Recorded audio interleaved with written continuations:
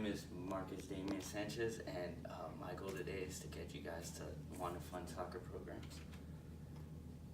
So here is a video of a YMCA youth program within the Greater Toronto area. As you know, that's a big suburban area. It's very ethnic, very diverse, and very low income.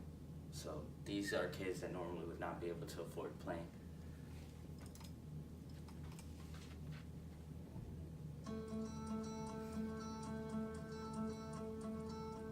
Every day in my job, I see kids making a progress and being more confident and coming back to the Y. And this is because they enjoy coming to our programs. My name is Zoran and I'm a soccer instructor at YMCA. The soccer program is allowing kids to learn the basic fundamentals of the soccer game. All skills, activities are designed to apply to every abilities. Definitely the kids will be confident after coming to the YMCA to play outside the YMCA as well, and to be able to score, to be able to defend, to be able to pass the ball.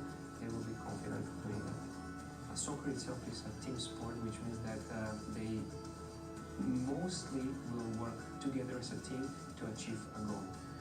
The soccer will be moved into everyday life because it's a unique situation. You need to, in the same second, to think about who you want to cover, where you want to pass, and that's going to help them for critical thinking later in their life. Coming to the soccer program and getting out the most out of it, which means that the fundamentals, the leadership, being active, find the way to progress through keep trying the activities and trying slightly different will definitely make them stronger and will walk away and will have great memory from the Y.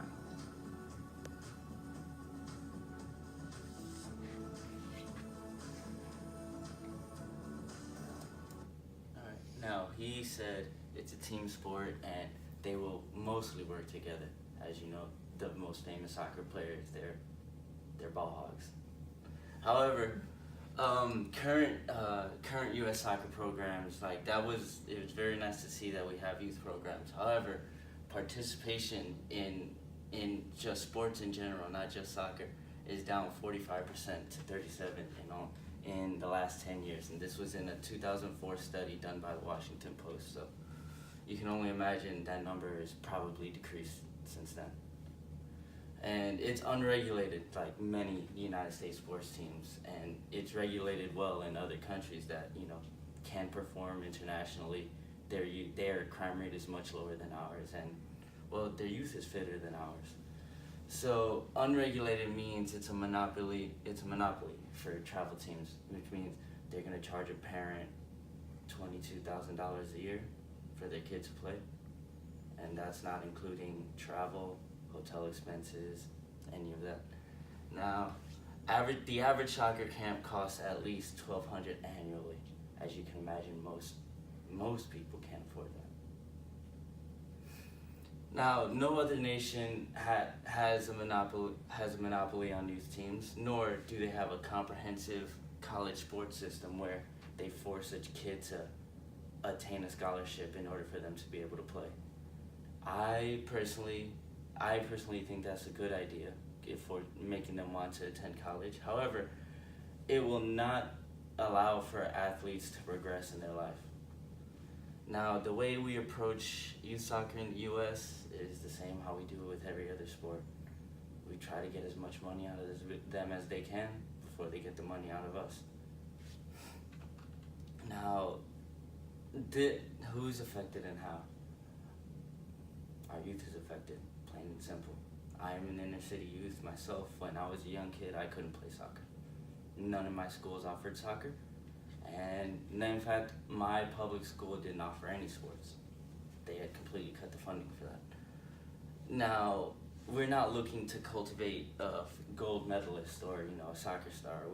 We're not looking to just make a new Ronaldo. We're looking to improve our youth as a generation. Now, with that in mind, these youth athletes, student athletes, they function better in society. They're more positive. They're not affected by anxiety, by depression. All that just due to them being able to engage in any sort of athletics. Now, as I told you guys, the percentage of high schools with no sports has already jumped 8.2% in just 10 years. So from 8.2 to 15.1%, that's 15% out of how many schools do we have in America? You don't even, none of us even know, right? Now for, as an example that we can use is the Netherlands. What they do is they will give scholarships and they pay for their academy system, the toekomst, which is a professional sports team's youth camp. Now what the professional sports team does is they put away countless amount of funds to adjust their youth teams, to develop their youth. They have mentors, they have guidance counselors there, they have medical teams there, all on standby for these kids. They have tutors on hand for these kids. These kids finish their school day, go to their soccer academy, and study some more. Now that's the epitome of student athlete. Now it would change the way the U.S. thinks about the world sport. One is you would no longer think of it as negative. You would no longer think of it as, oh, my kid's just gonna waste my money. You know, you're gonna say you hate soccer in a week. No, these are kids that their whole lives revolve around the sport. Now, not only, how would we redevelop it is, in America, we focus more on winning championships, no matter the age group. What the Netherlands focus on, what England focus on, what Spain focuses on is development. They focus on developing the attitude of the player before they develop any sort of technical skill. If the kid does not contain the mental capacity to be on the team, they'll work with the kid. They will work with their children. Now, it would also introduce a whole new soccer market to the United States. If you can develop athletes on a level compared to Europe, who not only are, you know, top class citizens, but they're top class athletes. We would redevelop, the obesity rates would decrease substantially. Now, one player sold from Dick Toekomst is enough to keep the academy self-sustaining for 5 years. They had recently sold one player for 40 million euros. That's $56 million that they sold one youth player for at 17 years old. And the only reason they were able to do that was they allow 2,000 to 3,000 kids to go play there for $15 a month for their families. Now they all live within the greater area.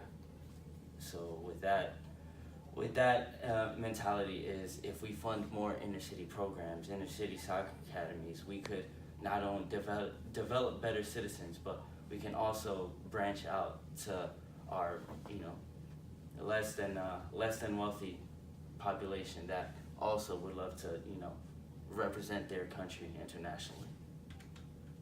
Now, America is a melting pot of diversity, like I said, you know, to play in the MLS or internationally. But this new academy style would not only improve, you know, youth health, youth fitness in our country, but it would cut the cost for low-income families. You know, you'd have more families who are part of their communities, because a lot of ethnic families are not part of their communities just because of the fact that they believe they can't afford it. It would improve juvenile well-being. Our kids would be less obese, they'd be more active, they'd be more attentive in class. The academy focuses on critical thinking, not on building a soccer player. It focuses on being in addition to creating a good citizen. It helps children develop individuality and their character traits. Kindness, empathy, understanding, these are all elements of team sports that are elements everyone should have within everyday life.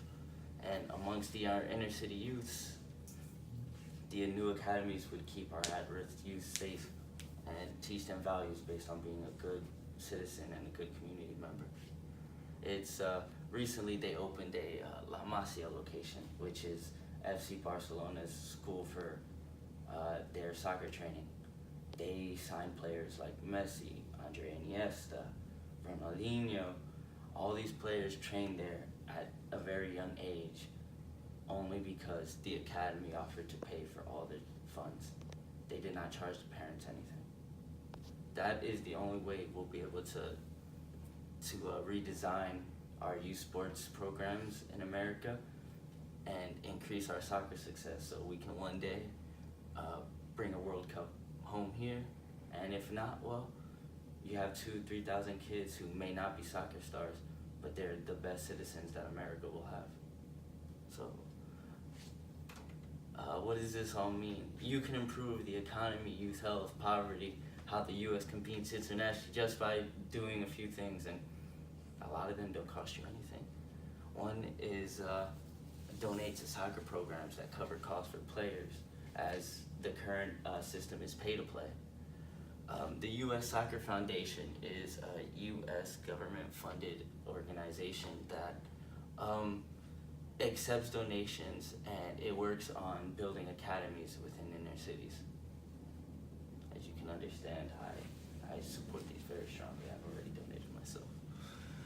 You can volunteer as coaches or scouts. To be a coach or scout, you actually don't really have to have too much soccer training yourself.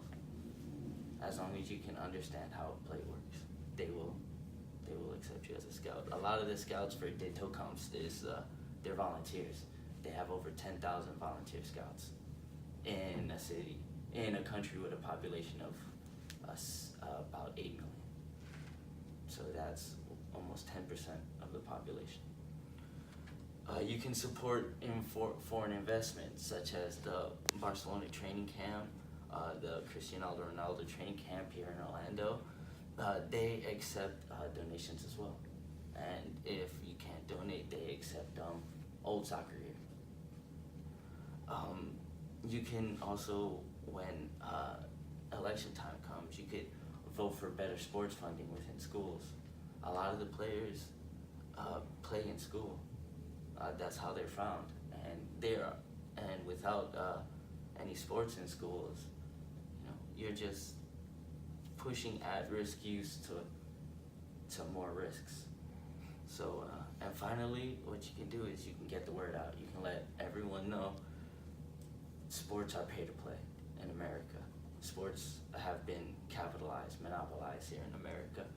We need to redesign it, not to sell players, but to just improve our children's well-being. Because without a proper sports programs, fitness falls, psychological traits falls. There's an increase in depression, as I said earlier, anxiety,